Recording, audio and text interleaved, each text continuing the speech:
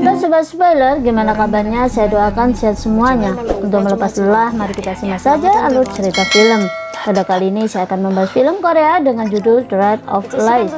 Sebuah film biografi bergenre set drama yang mengisahkan tentang seorang gadis berusia 14 tahun yang menyimpan rahasia kelam di balik sifat periangnya. Dan sebelumnya saya peringatkan karena konten ini bersifat spoiler, alangkah lebih baiknya jika kalian menonton filmnya secara langsung. Dan bela kawan, langsung saja mari kita simak alur ceritanya. Adegan dibuka dengan keceriaan atau kerempongan tiap pagi di apartemen mereka. Pagi itu layaknya pagi-pagi yang dilewati setiap hari oleh keluarga Bu Hyun Suk yang diperankan oleh Kim Hae E dengan aktivitas kedua anaknya. Pada scene ini memperlihatkan karakter saudara yang berbeda. Manji sang kakak yang diperankan oleh Ko Asung yang asal-asalan ke sekolah dengan memakai baju yang kusut. Sementara Chonji, sang adik yang diperankan oleh Kim Hyang Gi, sedang asik menyetrika baju sekolahnya agar rapi. Mereka sedang asik dalam obrolan ringannya yang mengalir di ruangan keluarga yang menyatu dengan ruang makan di rumah sewa mungil mereka. Kehangatan tampak menyelimuti keluarga bahagia tersebut. Mendadak saja sang adik dengan perangainya yang sopan terhadap ibunya meminta kepada sang ibu untuk dibelikan MP3 player terbaru sebagai hadiah ulang tahunnya. Padahal ulang tahunnya masih ada beberapa bulan lagi. Sang ibu merasa keheranan dengan permintaan anak bungsunya yang terkenal anak baik dan pintar. Sang kakak yang mendengar permintaan aneh adiknya tidak mendukungnya, bahkan meminta sang adik untuk mendengarkan musik melalui HP-nya saja. Karena Manji tahu betul kondisi keuangan keluarga mereka tidak sedang baik-baik saja.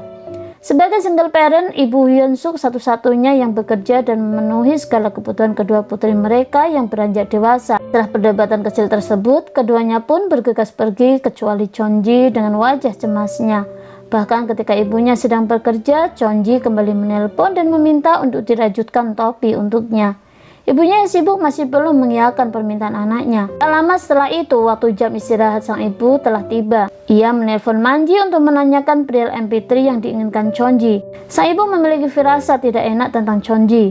Pada scene ini masih memperlihatkan ketidakpedulian sang kakak pada adiknya. Hari ini pun berlalu, mereka telah menemukan Chonji tewas dengan menggantung dirinya di langit-langit kamarnya. Hyun Suk dan Manji begitu terpukul dengan kepergian Chonji, terlebih tanpa pesan maupun surat yang bisa mereka pahami apa penyebabnya bunuh diri, sehingga akhirnya mereka memutuskan untuk pindah apartemen. Di tempat baru ini pula mereka bertemu pemuda dengan rambut gondrongnya. Selain itu, di sana Manji melihat teman Chonji, si pemilik kedai hitam terkenal di sini. Setelah perpindahannya, ternyata tetap saja membuat kesedihan mereka tidak jua terobati. Kemudian pada paginya di sekolah, Manji harus menemukan fakta-fakta di balik penyebab Chonji bunuh diri, yaitu karena tidak tahan dengan segala bulian yang dialami di sekolahnya. Manji mengetahuinya dari teman Hwaeyeon, dan dari sinilah Manji memutuskan untuk mencari tahu melalui teman dekat adiknya, Hwaeyeon, yang diperankan oleh Kim Yeon Jung. Pada pertemuannya dengan Hwaeyeon, di sana gadis itu memberikan keterangan untuk mengelak bahwa ia adalah teman baik Chonji. Pada scene ini flashback saat Chonji masih hidup, saat ia sedang membacakan hasil puisinya. Dari arah bangku siswa, Hwaeyeon dengan beberapa teman lainnya seperti sedang mengejeknya.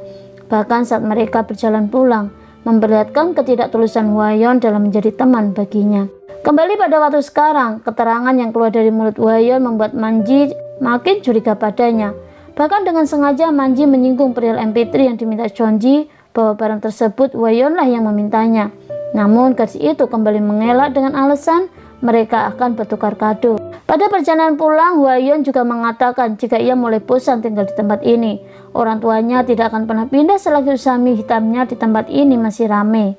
Namun Manji mengetahui jika ia merasa tidak nyaman dengan kehadiran Manji dan ibunya di lingkungan ini. Setelah kematian Chonji, satu kelas mengucilkan Hwaeyeon. Persahabatan Hwaeyeon dengan Chonji merupakan rahasia umum bagi mereka jika Hwaeyeon hanya memanfaatkannya. Maka karena itu, bagi mereka sebab kematian Chonji adalah Hwaeyeon, termasuk kemarahan yang diungkapkan oleh Nari padanya, bahwa Hwaeyeon pernah menyebarkan fitnah di hari ulang tahunnya jika Ye Chojin meninggal karena bunuh diri. Flashback pada saat perayaan ulang tahun Hwaeyeon. Saat itu Chonjin diundangnya dan diberi waktu 1 jam lebih terlambat dari undangan yang lainnya. Bahkan saat itu mereka menertawakan Chonji yang sedang melahap mie hitamnya melalui aplikasi di handphone. Pada malam harinya, Manji diundang makan malam ke rumah temannya yang sekaligus kakak dari Nari, sahabat Chonjin. Mereka membahas tentang hubungan asmara ayahnya dengan ibu Manji. Dan Manji menyahutinya dengan santai bahwa hanya ayah Nari sajalah yang mencintainya, tidak untuk ibu Manji. Saat Manji menanyakan apakah Chonjin mengetahuinya perihal berita ini, Nari tiba-tiba tersedak dengan makanannya. Kemudian pemandangan aku terlihat oleh Manji. Ia mengingat sesuatu tentang Chonjin, bahwa malam itu ia sedang mengutarakan kegelisahan hatinya, meminta bagaimana cara dapat menjadi diri Manji. Namun Manji hanya sekedar menjawab bahwa ia hanya harus menjadi diri sendiri, dan betapa menyesalnya ia saat itu. Semua sudah terlambat. Malam itu entah Manji maupun ibunya menangis dalam penyesalan masing-masing. Mereka tak ada di saat Chonji mengulurkan tangannya. Keesokannya Hwayeon mulai menyadari ia tak lagi berani untuk masuk sekolah. Hal ini justru mendatangkan ide baginya untuk mentraktir teman-temannya di karaoke. Sang ibu yang memanjakannya selalu memberikan apa yang menjadi keinginannya. Padahal pagi itu sang ibu mengetahui bahwa anaknya telah membuli seseorang hingga berakhir bunuh diri. Sialnya, siang itu sahabatnya tidak ada yang datang menemuinya hingga waktu berganti malam. Kemudian secara tak sengaja Hwayeon bertemu dengan pemuda berambut gondrong tersebut. Keduanya sempat bercerita tentang Chonjin. Bahkan pemuda itu mengatakan jika Chonjin biasa ngobrol dengannya. Hal ini seperti membuat Hwayeon bernafas lega, karena ia pikir kematian Chonjin bisa saja karena pemuda ini. Maka saat itu juga Hwayeon memberitahukan kepada Manji. Esokannya Manji pun datang ke perpustakaan dan mencari keberadaan pemuda itu. Ia menceritakan segalanya. Jika keberadaan Chonjin di sini selalu belajar membaca tentang buku pengendalian diri dari depresi dan cara untuk berteman. Akhir-akhir ini sifat dingin Manji terhadap ibunya mulai berubah. Ia mulai banyak memberikan perhatian untuknya. Ibu Manji merasa lega dengan sikap perubahannya. Namun tidak untuk satu peristiwa saat ia menemukan kertas di dalam gulungan wol yang sedang dirajutnya. Pesan terakhir yang ditengan Chonjin padanya. Flashback saat sebelum kematiannya, saat Chonjin meminta izin padanya untuk tidak berangkat sekolah. Disambut dengan pemberitahuan dari guru bahwa terjadi sesuatu antara Hwayeon dengan Chonjin. Bahkan hari itu ternyata ibu Chonjin menemui ibu Hwayeon. Namun ibu Hwayeon tidak menanggapinya. Kemudian ungkapan ketidaksukaan Chonjin terhadap mie hitam. Ingatan-ingatan itu membuat tubuhnya menjadi demam tinggi.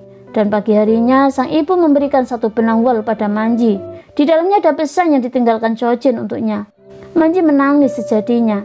Dan dari sinilah Manji sadar bahwa Chonjin meninggalkan pesan sebelum ia memutuskan untuk mengakhiri hidupnya.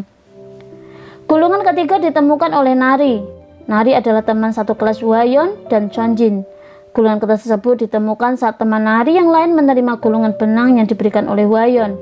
Gulungan benang yang sebenarnya Chonjin ingin diberikannya kepada Hwayeon. Flashback ketika pertama kali Chonjin menemukan teman yaitu Nari. Bahkan berlalunya waktu mereka semakin akrab dan memiliki tempat rahasia antara keduanya. Namun tak lama kemudian sebuah kesalahpahaman datang. Waktu itu Nari bertemu dengan ayahnya bersama seorang wanita yang ternyata adalah ibu Chonjin.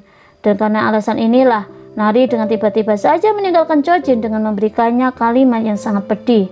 Jin memperlihatkan kejutan terakhir bagi Minji setelah membaca kertas dari Chonjin yang ditujukan untuk Hwayeon. Ternyata Nari pun menerima hadiah yang sama. Manji kemudian mendesak Nari untuk membuka kertas tersebut dan membacanya. Pesan yang ditinggalkan Chonjin kepadanya membuat Manji terbakar emosi. Nari meminta maaf padanya bahwa semua yang dilakukan terhadap Chonjin karena kesalahpahaman. Minji memaafkannya.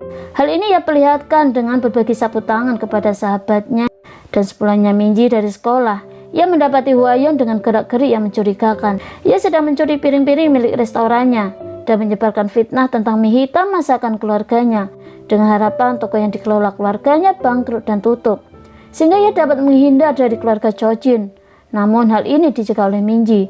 Ia mendatanginya dan memberikan pesan terakhir yang ditinggalkan oleh Chonjin untuknya. Dalam scene ini Minji telah memberikan maaf padanya karena ia pikir inilah yang diinginkan Chonjin.